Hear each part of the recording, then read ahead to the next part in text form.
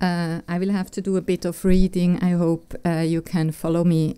But first of all, I would like to thank the organizers of this conference, especially Denis Berci and Thomas Bartoletti, for giving me the opportunity to say a few words about the research project Africa Behind Glass, in which we are focusing a collection of habitat dioramas, and you see an example here that has been on display at the Natural History Museum of Bern for almost 100 years. I developed the project together with Lucia Hürzler, who is an artist and a and has a doctorate in social anthropology, and later we were joined by Sarah Czernay. Both of them are sitting here and will be also open to answer questions afterwards. And the project is funded by the Swiss National Science Foundation. It is running from 2020 to 24, so really running. Time is running.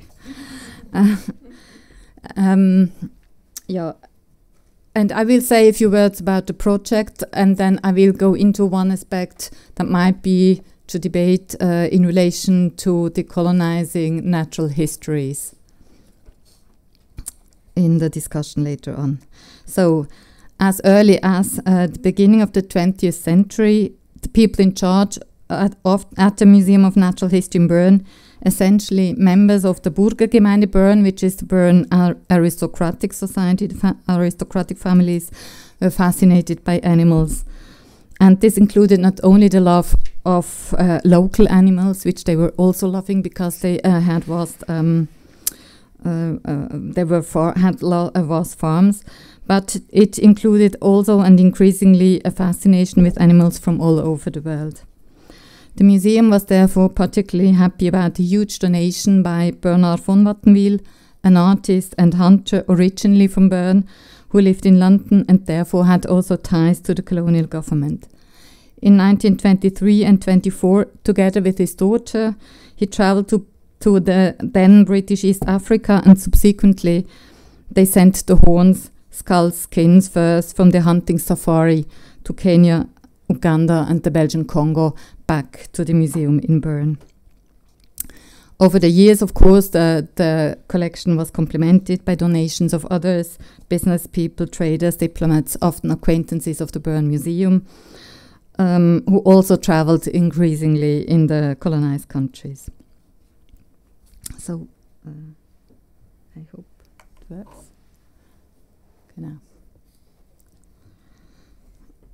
Genau. The great desire of the museum management to be able to show the growing number of objects, and I'm aware that object is a very difficult term, so they to show this growing number of maybe we also say materials of animals in situations that were as close to nature and as lifelike as possible. And this led to the opening of a new and indeed rather modernistic museum building. So you see that on the right-hand side, and which I would also say it was. So they opened this with the dioramas that came from this von Wattenwyl collection, hunting safari, and I would also say that this can somehow be linked to the to their image they had of modern science. So they had this really modern, modernistic building, and also this what they perceived as a very modern kind of exhibition with the von Wattenwyl collection. In the following years, a series of curators, preparators and designers made changes that then again reflected the context of their times, of course. A new update actually of the framing of the collection, taking into account the colonial context of the early collecting, has just recently been realized and opened. Hence, coming back to these taxidermied animals, the taxidermied animals in the Africa exhibition have come a long way, which has to do with global as well as Bernese local history, as images of East African savannas and forest landscapes until today, the dioramas circulate through the heads and minds of Bernese school children who still are asked to visit the museum on a regular basis and draw the animals. And from there, these images, and and from there these images in heads and on papers move further into the city and out into the world. Accordingly, the diorama also continued to function as a form of colonial imaginary, which has been theorized by Marie-Louise Prat, for example, or also Patricia Porchert in Switzerland, who has been working on the colonial aspects of Switzerland. However, neither Georg Rupprecht, the first taxidermist, nor Heinrich Würgler, the background painter of these dioramas, have ever set a foot in an African country. And yet they must have had some ideas in mind to create these dioramas. This basic observation and the fascination for the history of these dioramas has led us, therefore, to formulate a research question for the overall research project, which I present you with here, which led us ask which models and templates might be used to realize these dioramas, what ideas about the animals shown, the landscapes into which they were situated, and the world in which they lived thus can be maybe revealed. And we tried to find some answers going along with a mixed artistic, historic, ethnographic provenance research methodology. For doing so, our interdisciplinary research team is working on the following 3 sub-projects. And this is a rather brief summary, and you are invited to ask also my colleagues later on about more information about their projects. So Lucia Hürzler, as an artist, is doing an artistic ethnographic research on the gorilla diorama, which is an installation work that interrogates, through the analysis of models and references, the ideas and conceptions embodied in this diorama. And this includes a report will include in the end, I may say, will include a report for the gorilla consisting of collected images and documents confronting the taxidermist animal in the diorama with its own biography. And Sarah Czernay, the doctoral student and the art historian in the project, is doing an exhibition and reception history of the Bernese dioramas and the Africa collection, maybe I say in the whole, for the whole time, 1920s to 22, or now 23. And she's doing an object history, also including provenance research, including collective authorship, associated, and she's looking into associated networks and historical contexts. And this is a research on the combination of science and visual culture. And myself, I have dedicated my always too tight time to the early times. I'm very much interested in the writings of Vivienne von Wattenwyl, who is the daughter and who was also on the hunt. And she wrote especially one interesting report about this hunting safari with the title Out in the Blue. And then later on she returned to the field just to take pictures with the photograph and not by killing animals. And the second book was called Speak to the Earth. And I'm looking into, my project has the provisional title Writing the Field, The Beginnings of the Africa Collection, and Vivienne von Wattenwyl's books. So that were a few words about the research project in general, and now I say something about one aspect that came up by thinking about decolonizing natural histories. So as announced, I would like to use the remainder of the time to explore this as an aspect.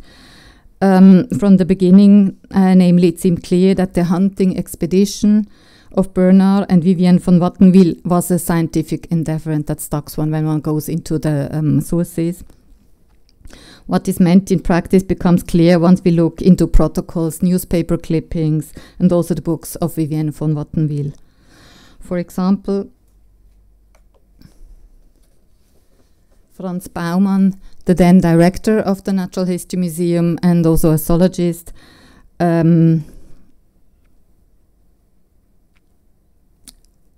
he did not hesitate to describe the planned journey as a research trip and to identify Bernard, who was by no means a zoologist or anything, as a pioneer of zoological research and thus as an expert on the nature of the tropics. However, Vivienne, in her book Out in the Blue, is more critical. She writes in relation to the elephant hunt that took place very early during the safari trip. So she that the skills of her hunting father in preparing, or more precisely, skinning wild animals and curing for the skins afterwards, and therefore also his knowledge about the animal were maybe not so strongly developed. And I quote also from the book here from Vivienne von Wattenwyl: "Whether we could remove and cure a whole elephant skin was, of course, very problematical. For B's experience of taxidermy went no further than the removing of an antelope mask." And he had done that, obviously, in an earlier hunting trip. But he had sent it back to London, and it was prepared by a Roland Ward company. A close reading of Vivienne's book, however, reveals that the success of the hunt was based, and you might not be so astonished, on the involvement of various experts and therefore on elaborate cooperation. The selection, for example, of local staff was well considered if you start to read between the lines, and also very closely in the book and in texts accompanying the book. And this meant that they had professional support in a wide range of practice that led up to this scientific achievement. For example,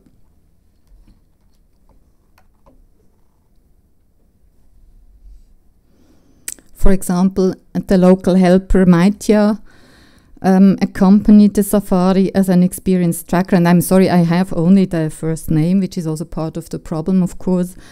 Maitja, she writes, Vivienne writes, "Maitja knew all that country like the palm of his hand. He could lead us up to that elephant blindfold."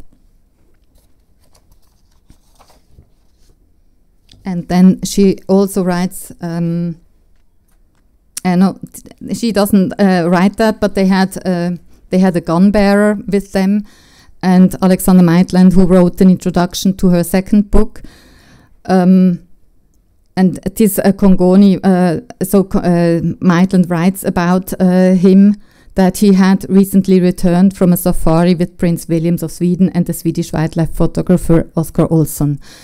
So we learned that they had quite expert people with them, which Vivienne didn't describe in her own book. And then Vivienne's writing is sometimes, of course, also you can imagine, sometimes hard to bear, as it also expresses a full spectrum of ambivalences and cruelties also concerning colonial power relations.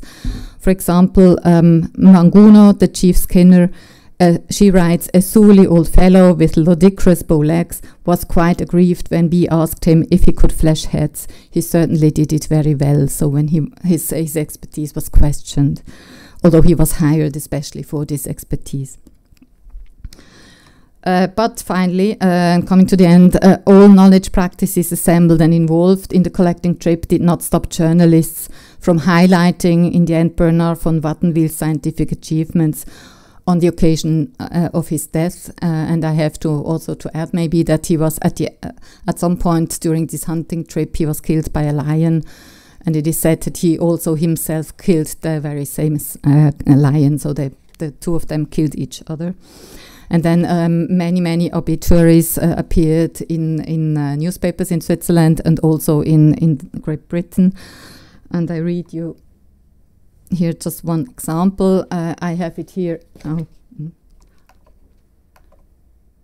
I have it here in French, but I read it in English also. So those of you who don't understand French can follow us.